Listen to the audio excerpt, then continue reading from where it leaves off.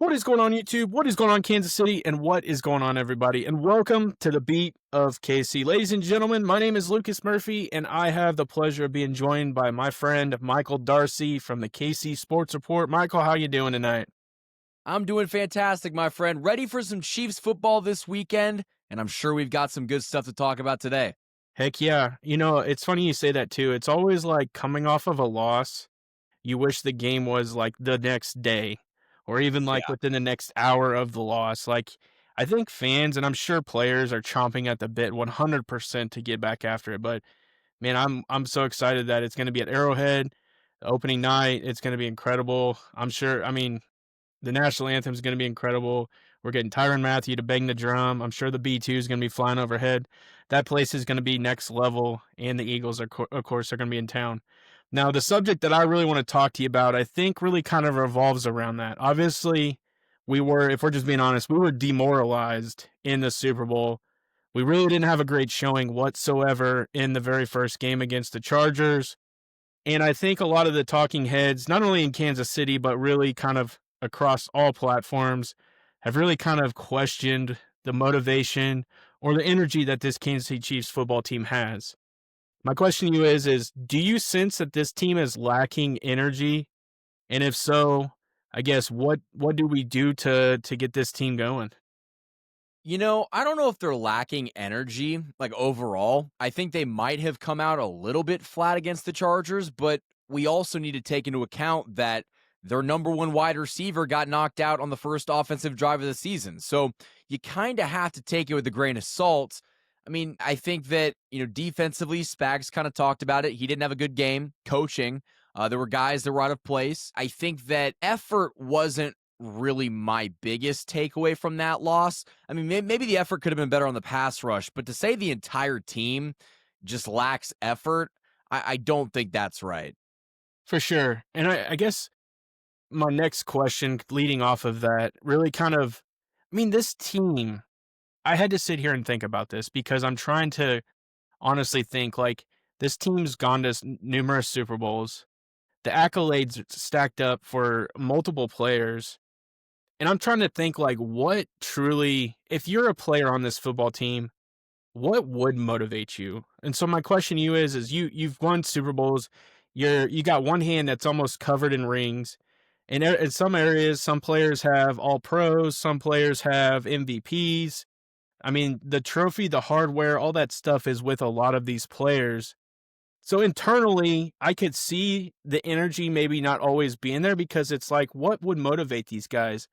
But then I sit there and sit back and think, these guys play a game, a kid's game professionally. They get paid millions of dollars to play a kid's game. Like that alone to me would motivate me, the fact that I'm playing a game that I got to enjoy as a kid. So I guess my question to you, Darcy, is like if you're on this football team and you've gone through this entire experience with this franchise, like what do you think would motivate you to really continue on with this dynasty that we hear about? I feel like the pain of losing always hurts more than the, sweetness of winning. And I think the way that last season ended, where you had a chance at history and you got embarrassed, I think that was probably the best possible outcome in terms of motivating the next year. Like if the Chiefs would have lost a close game, I think it would have been tough. You don't have the same motivation as like you got your butt kicked. Chiefs got their butt kicked. And if anything, if you're not playing because, or if you're not showing full effort because you're tired, if you're not showing full effort because you're not motivated, I feel like a lot of these guys are going to give more effort because they're embarrassed. I mean, that was an embarrassing showing. And at the end of the day, whether they want to admit it or not, it was a stain on their name and their legacy. And I think that these guys don't like that. And that would give me enough motivation to go out there and try to change some things on Sunday. For sure. And I tried to think too, like, obviously a motivation is all these external people that really aren't tied to your franchise. They really have no connection whatsoever to the Chiefs organization. Majority of the ones that are talking what I would call smack or trash talk have never actually been a part of the organization. They don't know what's going on internally. It's just what they're seeing as outside noise. And I think that as someone who covers this team through the way we cover it, We're not in the locker room. At least I'm not. I know you have some connections. You're tied in pretty tight there, Darcy. But obviously, I'm not in the locker room. I don't interview players. I don't have the ability to do that at the moment. But the thing is we see the outside noise as well. And just from a motivational standpoint alone, to me, some of the stuff that people say would have me playing next level. I also kind of question, and my next question to you is obviously we saw Travis Kelsey kind of go at Jawan Taylor. And obviously, Jawan Taylor's doing Jawan Taylor things. So Travis Kelsey obviously is trying to be that leader, steps up and really kind of got in his face. Then we see the whatever the situation was from Chris Jones. I've heard that at times he's kind of gone rogue in that situation and have made plays. In this situation against Justin Herbert, he obviously didn't contain and do what he was supposed to and pretty much gave Justin Herbert that entire, what I would call alley to just run for the first down. And obviously, we see Drew Tranquil and Chris Jones kind of going at it. I guess internally, as teammates, would you think that those guys, those types of leaders would have the motivation to get this team going? Because today at practice, Chris Jones is dancing around. We see Xavier Worthy faking like his shoulders hurt, and then he starts dancing. Like it seems like the energy's there, but is it because these guys are holding each other accountable? I think that's something that's super important because I can't remember who said it. I heard it somewhere that if the Chiefs, like Chris Jones and Travis Kelsey, blew up on their guys, and let's just say the Chiefs went 10-7 last year, the mentality and the sentiment around the way that interaction happened wouldn't be good. Like there would be a lot of people being like, okay, this is a team that's destined to not be very good this year because you're blowing up, in week 1. Like that's bad. But the Chiefs are the Chiefs. They've got a championship pedigree. There's a standard in that building that is higher than anybody else. You're not worth more than the Shield, and specifically, you're not worth more than the Arrowhead. And I think that these guys have a standard that they are all chasing, and they're holding each other accountable because when guys don't end up even playing as well as they should, it leaves room for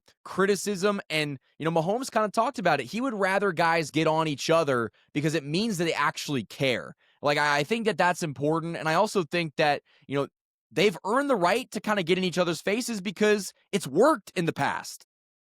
Right.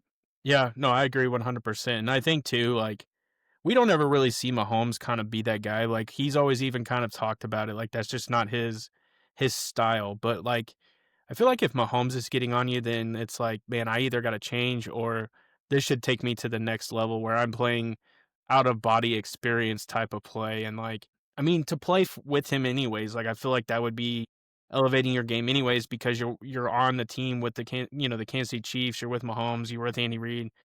But I appreciate you kind of covering that. Now, I obviously want to kind of just touch a little bit on in this video, just in preparation for the Eagles coming to Kansas City. Obviously this is a phenomenal team that's coming.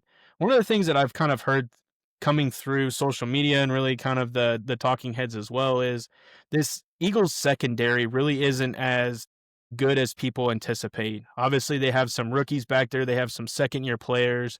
They have some guys that like a Dory Jackson who really has been challenged and tested. So I guess my question to you is do you think the Kansas City Chiefs offense, even being down a couple of receivers, would have the ability to maybe expose a secondary like the Eagles? And obviously we'll touch on the defensive ends and what that can apply, but I think my question really is focused on this secondary. Do you think the Chiefs can expose maybe a weaker Philadelphia Eagles, corner and safety group?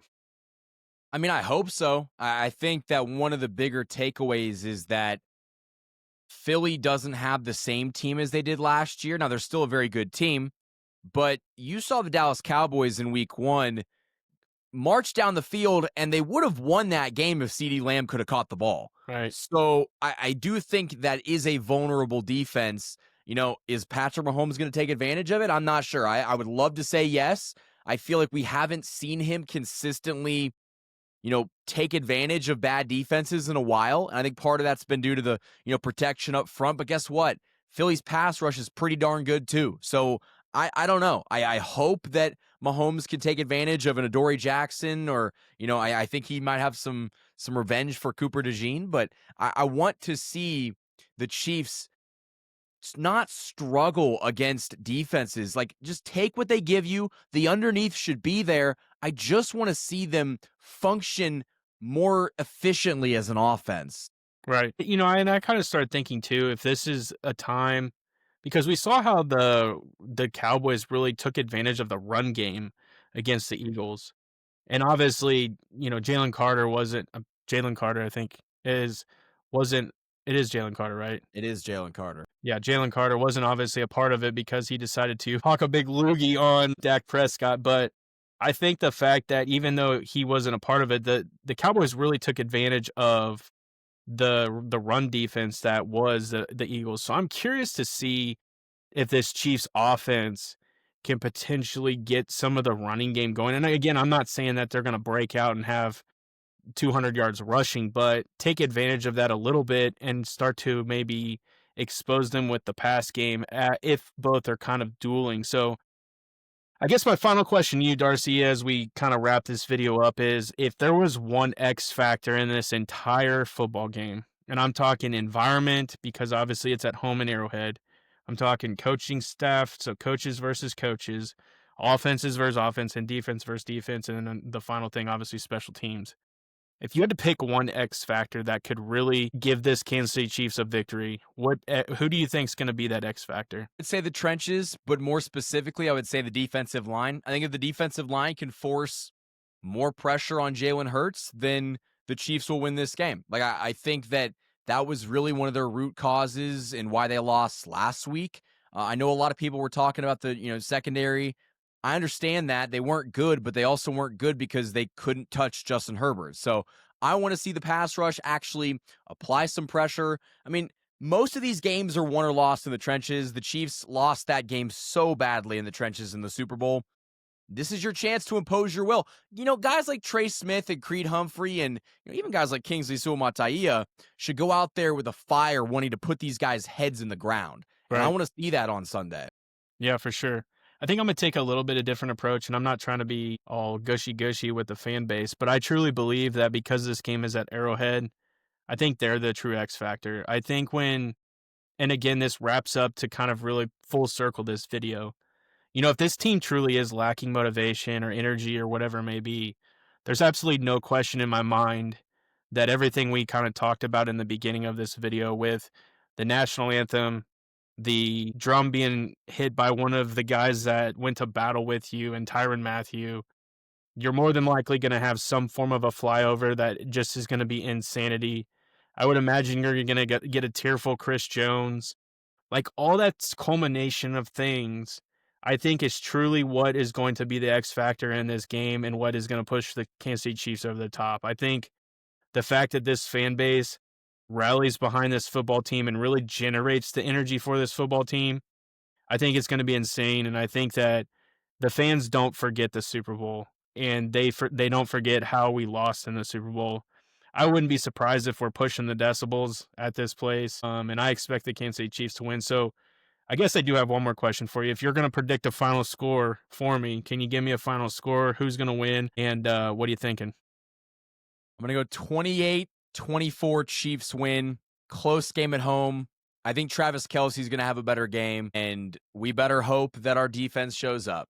Right, right. I think I'm going to go 24-21. I was leaning, and I'm going to go Kansas City, of course. I think, again, it's going to come down to the wire, I think. I really do believe that. I think it's going to come down to one possession. One defense is going to have to step up. And I think the Kansas City Chiefs will find a way to do that somehow, some way. So that's my belief. And I appreciate y'all checking out this video. We are going to close this one up. This one will be the last video before the game, obviously. So let me know down in the comment section what you all think the final score will be, who will win. I'm sure I'm going to get some Eagles fans in there talking some schmack. You So will. expect it back, ladies and gentlemen. If you're an Eagles fan, you're going to be getting it right back. But let me know in the comment section the score you're predicting. And before we head out and end this video, Michael, where can everybody find you? You guys can find me on YouTube at KC Sports Report, and go check me out on Spotify, and hopefully iTunes is coming, but we're now on podcasting platforms, so go check that out. Sweet. Yeah, it's a good thing for sure. I think it'll be cool to be listening to you while I'm driving for sure. So head on over there and obviously listen to the content. I end every video the exact same way. I appreciate y'all. Have a good day.